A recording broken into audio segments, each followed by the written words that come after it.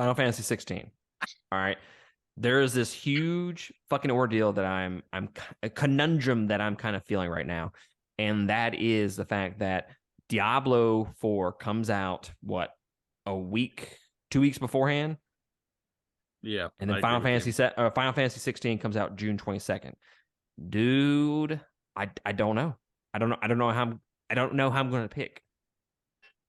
I mean, you play with your friends on Diablo when they're on, and then when they're not on, you play Final Fantasy. It's easy fix. That is honestly a good point. I mean, we talked about this, and the reason that I'm going Final Fantasy 16 is because I already know I don't have the time to put into Diablo. But if you've got the time to cycle back and forth, then yeah, why the hell not, man? Go for it. I don't have I the mean, time. That's the issue. Oh, well, then you're kind of fucked. I don't know what to tell you. Like, suck. Get good, kid. Then you're kind of like me. So, I mean, that's why I'm gonna play Tears of the Kingdom until Final Fantasy 16 comes out, and then I'm just gonna play that when I have time. But I already know I'm not gonna have the time to put into Diablo. So, Yeah. like for me personally, it wasn't a choice. But if I could, I would definitely play them both.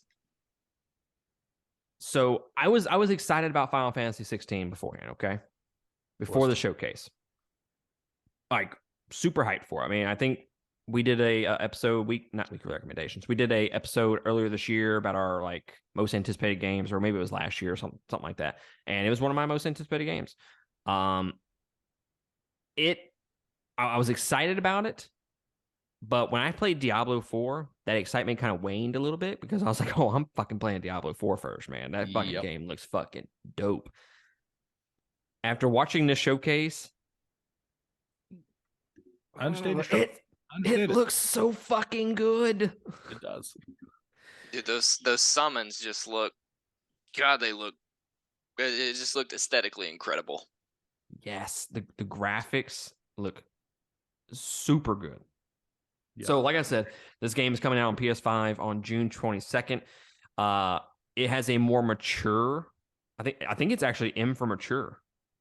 Oh, I'm pretty sure. Yeah, pretty sure. So, wow. You know, when you kind of look back on some of the Final Fantasy games, I haven't played them all. I played 7 Remake, 10, 12, and it definitely. I'm not gonna say it has a kiddie feel to it, but it definitely has a teen feel to it. You know, they don't really go into those mature themes whatsoever. And from what I've heard about this game, story wise, it deals with backstabbing, sex, politics. It is being compared to Game of Thrones in that sense, and I am 100% there for it. They just recently let a bunch of creators put out some gameplay and stuff like that on YouTube. So if y'all want to look at like the combat and whatnot, go look it on YouTube. I looked at Fighting Cowboy, was kind of my go-to guy for gameplay wise, but it just looks great. It takes place in the realm of Valisthea. I'm probably saying that wrong, but y'all know what y'all can go do. Go fuck yourselves. And it follows Clive Rossfield throughout 3 stages of his life, the teens, 20s, and 30s. It is a return to the medieval fantasy and a search for crystals and shit like that. It's got the action-based real-time battle system from Final Fantasy VII Remake, but apparently they've expanded on that like a lot, and it's got a expansive skill tree. So no spear grid, nothing like that. It's just gonna be a skill tree, which, Chris, you and I have talked about it a lot. Final Fantasy X, Final Fantasy 12. I did not like the spear grid when I first played 10, but when we went through our deep dive series, the spear grid 100% grew on me, and I liked it a lot more than I wouldn't say I liked it a lot more. They do vastly different things, but the checkerboard thing with 12, I have like a love-hate relationship with it. What about y'all? Y'all interested in the spear grid, the checkerboard, or the just the traditional skill tree? I'm for traditional skill tree all day. Make it simple. I mean, you're there for the story, not for the fucking skills. I'm just sorry. I'm saying. I agree and I disagree. Like, I don't really know how to explain it. Like, obviously the old school level ups, like the the checkerboard skill tree from 12 and the sphere grid hit home for me because that's the Final Fantasy I'm used to. So, I mean, it's going to be a different adjustment, but at the same time, I'm just so excited for this game and I'm trying to go into it with an open mind because the combat's going to be different, the leveling system's going to be different, but the world's going to be different. I mean, this just watching this preview, man, and some of the gameplay, it is dark as F. I mean, this is not think about Spira, and I mean, for Final Fantasy purposes, Final Fantasy 12 was actually kind of a darker setting, but this one's just going to be a new level, man. Like, I mean, chocobos and moogles have just gone extinct, and the world is burning down around you. You know, so I'm trying to go into the whole game with an open mind. I don't know. I can see that. You know, like, again, to choose one or the other, I really couldn't tell you. I just feel like I don't think I would. I wouldn't opinion. enjoy the sphere grid with anything outside of Final Fantasy X. I don't think so. I'm okay with it not being that, and I really don't have a problem with basic skill trees after ripping through 350 hours of the Xenoblade trilogy. You know, so I'm game for whatever. Let me ask y'all this. You're going through an M rated, which is not normal for a Final Fantasy, and it's going to be dark. And I'm sure there's going to be a lot of fucking tomfoolery going on. I don't want to spend my time fucking going through a fucking vast skill tree / other things to do this and do that when I'm fucking focused on something going on.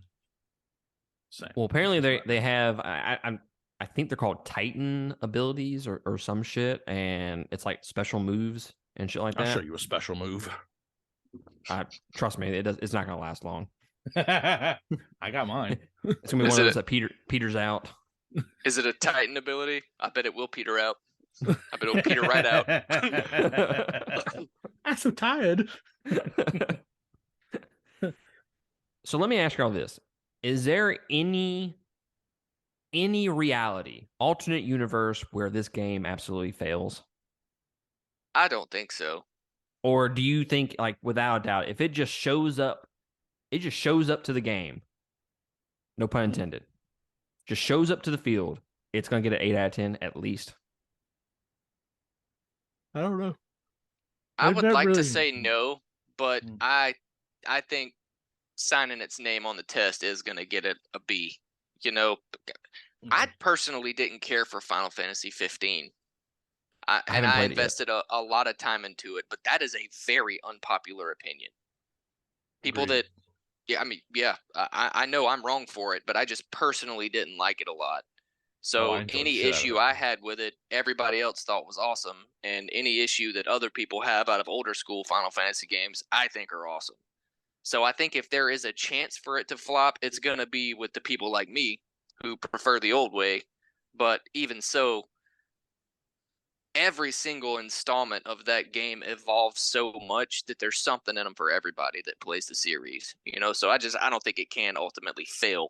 I think it may let some people down, but I think every game's going to do that. But I don't think it's going to fail by any stretch of the imagination. I don't think it can.